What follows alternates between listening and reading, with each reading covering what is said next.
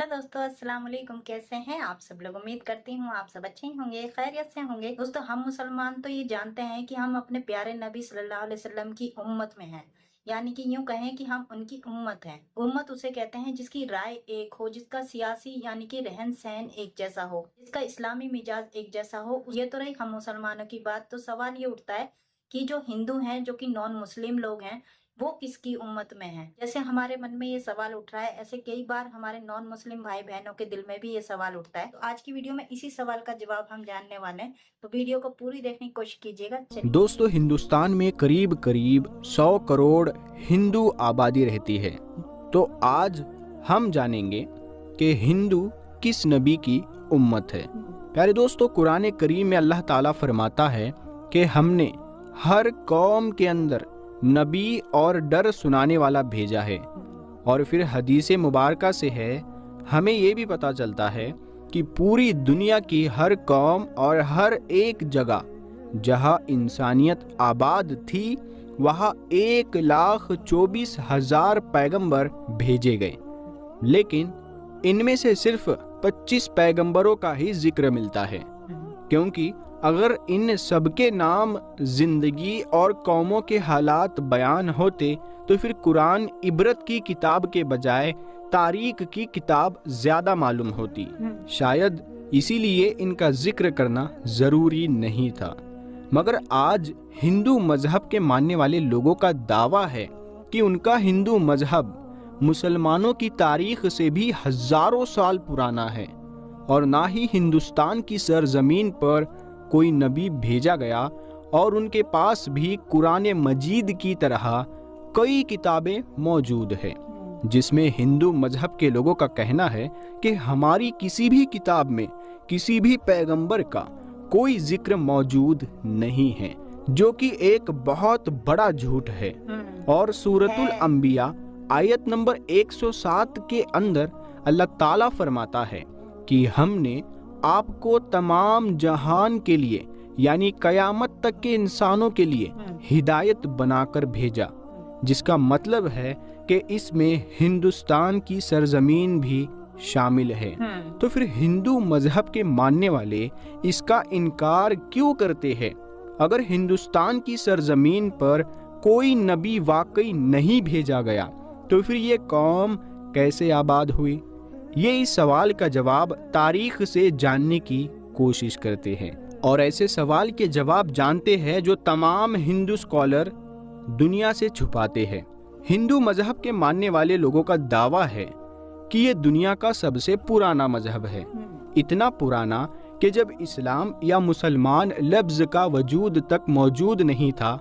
जो कि सही भी है क्योंकि कुफ्र और शिर्क की शुरुआत तो उसी दिन से हो गई थी जब हजरत आदम अलैहिस्सलाम के बेटे काबिल ने हाबिल को कत्ल किया था और उनसे अलग होकर कुफ्र और शिर्क के अंदर मुब्तला हो गया था। और इतिहास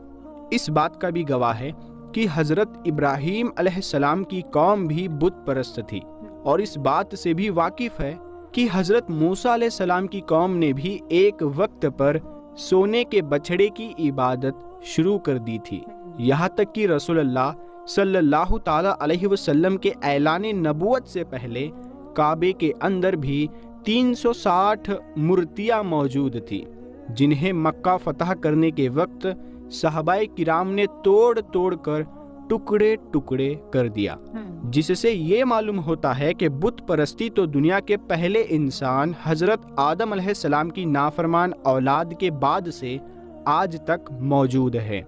मगर इसका ताल्लुक किसी मजहब से नहीं है बल्कि गुमराही से है, जो कि शैतान उनसे करवाता रहा है। जहाँ तक हिंदुस्तान की सरजमीन का ताल्लुक है तो यहाँ पर उन लोगों की हिदायत के लिए यकीनन कई पैगंबर भेजे गए, जिनकी कुछ तालीमात तो आज भी सही हालात में मौजूद है,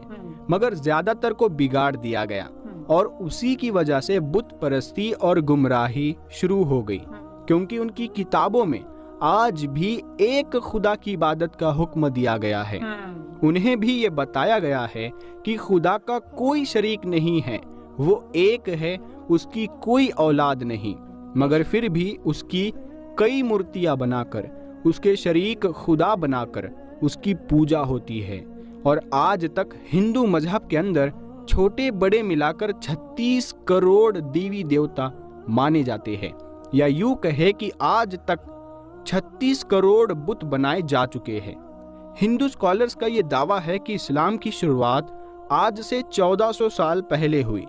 اور ہندو مذہب دنیا کا سب سے پرانا مذہب ہے، اسی لیے اسلام کا ہندوستان کی سرزمین سے کوئی تعلق نہیں۔ مگر یہ کم عقل اس بات کو نہیں جانتے کہ دنیا کا پہلا پیغمبر ہی ہندوستان کی سرزمین پر اتارا گیا تھا۔ پہلا پیغمبر ہی کیا، وہ تو اس دنیا کے پہلے انسان بھی تھے، جی ہاں، اور وہ ہے حضرت آدم علیہ السلام۔ آپ علیہ السلام کو دنیا میں اس وقت ہندوستان کی سرزمین شری لنکا کی پہاڑی پر اتارا گیا تھا،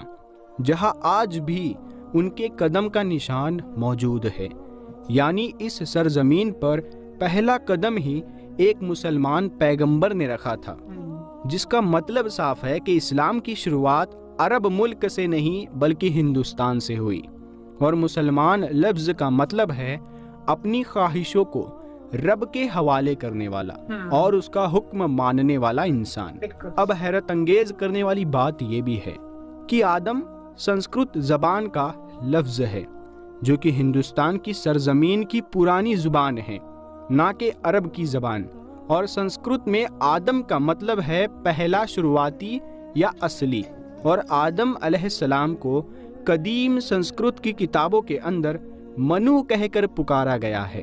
اگر ہندو کسی طرح سے ان کے وجود کا انکار کرنے کی کوشش کرے تو ایسا بالکل ناممکن ہے، کیونکہ انہی کی مقدس کتاب رگ وید اور پران میں آدم علیہ السلام کی پیدائش اور فرشتوں کا ان کو سجدہ کرنا، اور آدم علیہ السلام کی پسلی سے حضرت حوا کی پیدائش اور شیطان کا ان دونوں کو بہکا کر جنت سے نکلوانا اور پھر زمین پر اتار دینے کا ذکر موجود ہے، بالکل ایسے ہی جیسے قرآن پاک کی سورہ بقرہ میں اور اسی طرح انجیل میں بھی آپ کا ذکر کیا گیا ہے۔ اس کا مطلب اگر ان تینوں دنیا کی سب سے بڑی نایاب کتابوں کے اندر ایک جیسی چیزیں موجود ہیں تو ان کا سورس بھی ایک ہی ہونا چاہیے، یعنی ایک خدا۔ اور ایک خاص بات یہ ہے کہ شری لنکا کی سرزمین سے ہندوستان کی سرزمین کو جوڑنے کے لیے قدرتی پول آج بھی ہزاروں سال سے پانی کے درمیان موجود ہے، جس کا بننا کوئی اتفاق نہیں۔ اب سب سے اہم سوال یہ ہے کہ ہندوستان کی سرزمین پر جس بھی پیغمبر کو بھیجا گیا ہوگا، کیا اس کے بارے میں ہمیں تاریخ میں کچھ ثبوت ملتے ہیں؟ مگر سب سے پہلی تو یہ بات ہے کہ ہندو نام کا کوئی مذہب تاریخ کے اندر کہیں پر موجود ہی نہیں ہے، اور نہ ہی ہندو مذہب کی کسی کتابوں میں، اور نہ ہی کوئی اور آسمانی کتاب میں۔ مثلاً تورات، زبور اور انجیل کے اندر اس ہندو مذہب کا نام کا کوئی ذکر موجود نہیں ہے، بلکہ ایک بات ضرور ہے، کبھی کسی زمانے میں سندھو ندی کے قریب رہنے والے لوگ تھے، وہ اپنے علاقے کے نام کی وجہ سے نام کو بگاڑ کر ہندو کہلائے جانے لگے، جبکہ اصل میں ان کا یہ مذہب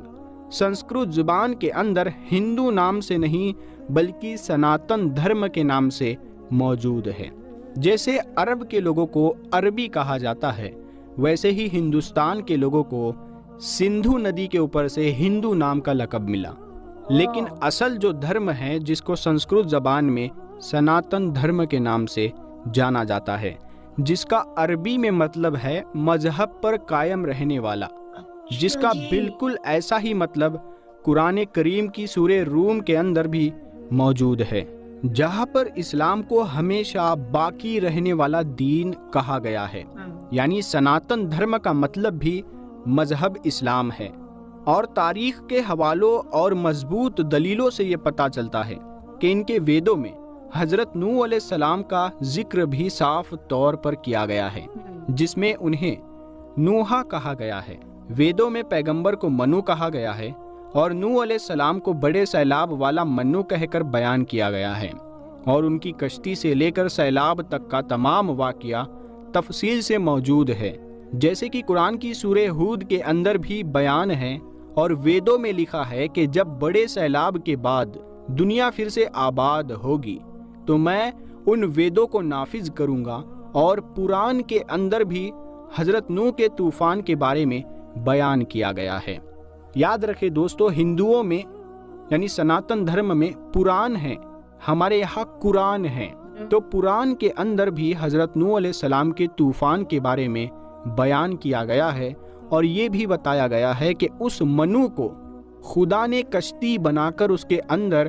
جاندار کو سوار کرنے کا حکم دیا، جس کے بعد ایک عظیم طوفان آیا جس میں ہندوستان کی سرزمین پر زندگی کو ختم کر دیا۔ اب یہ بات تو صاف ہے کہ نوح لفظ سنسکرت کی کتاب کے اندر بھی موجود ہے، جس کا مطلب ہے کشتی والا، جو کہ عربی زبان کے اندر بھی ہے۔ ان سب باتوں سے ایک بات بالکل آئینے کی طرح صاف ہے کہ ہندوستان کی سرزمین اور نوح علیہ السلام کے درمیان ایک تعلق موجود ہے، اور طوفان کے بعد جن ویدوں کو لانے کی بات کی گئی تھی وہ حضرت نوح علیہ السلام کی تعلیمات تھی،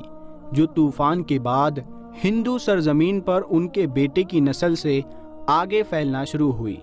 اس کے بعد اس قوم نے گمراہ ہو کر بت پرستی کرنا شروع کر دی، اور تاریخ کے حوالوں سے ہمیں یہ پتہ چلتا ہے کہ نوح علیہ السلام کی قوم کے جیسے دیوی دیوتاؤں کی پوجا کرنے کا طریقہ دنیا میں کہیں اور موجود نہیں تھا، اور قرآن کریم میں نوح علیہ السلام کی قوم کو سابی کہا گیا ہے، جو عراق کی سرزمین کو کہتے ہیں، جہاں پر صرف حضرت ابراہیم علیہ السلام پیدا ہوئے تھے، جن کی قوم یہی مشرک تھے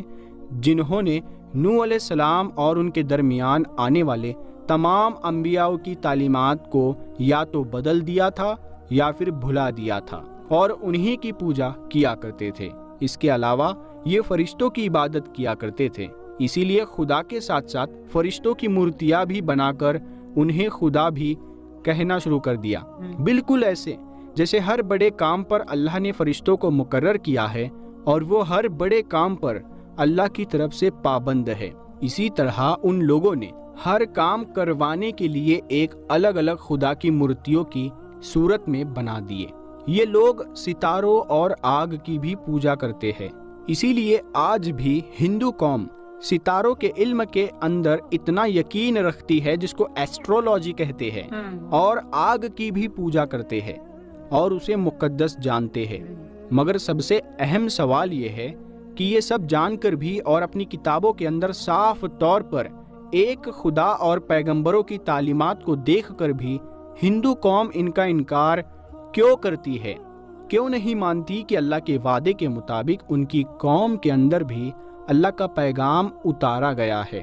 انہیں بھی ڈر سنایا گیا ہے؟ اس بات کو سمجھنے کے لیے آپ کو صحیح بخاری کی ایک حدیث مبارکہ کے بارے میں جاننا ہوگا۔ حضرت ابو سعید خدری رضی اللہ تعالیٰ عنہ سے روایت ہے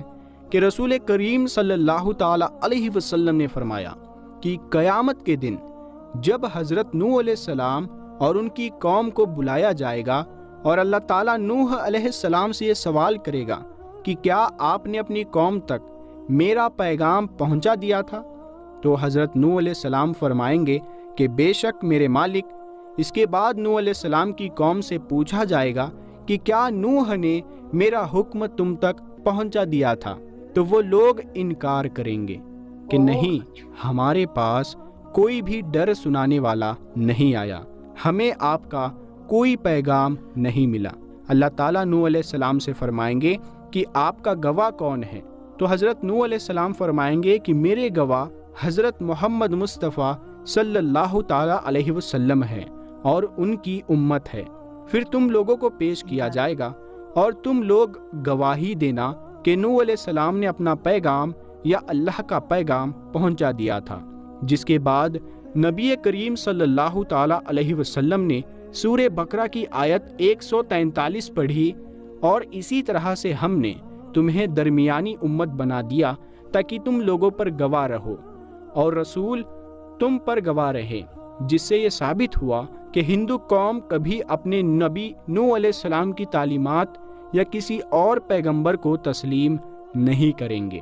اور ہندوستان کی سرزمین کا اصل مذہب اسلام ہی ہے، जो कि बिगड़ की वजह से